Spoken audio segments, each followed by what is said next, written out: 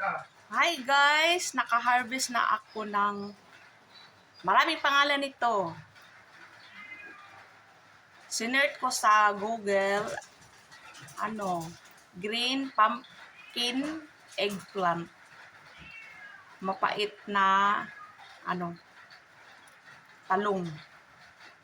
Pumpkin eggplant na mapait. Ayan.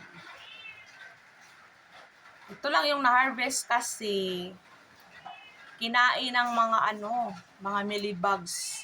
So, hindi natuloy yung ibang bunga niya kasi hindi ko na-sprayhan. So, buti na lang hindi ko i-sprayhan kasi healthy yung ating eggplant. Ayan. Pumpkin eggplant. Yun lang guys. Thank you for watching. Bye-bye. Daming pangalan nito. Na-search ko sa Google. So, daming mga pangalan. Yung una kong pinost nito, iba yun. Ano yun?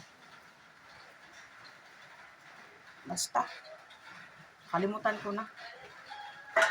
So, ang pagluto nito, adobo. Lagyan ng, mga karning baboy or karning manok. Ayan. Sarap to kahit mapait. Para siyang ampalaya. Ayan. Thank you for watching.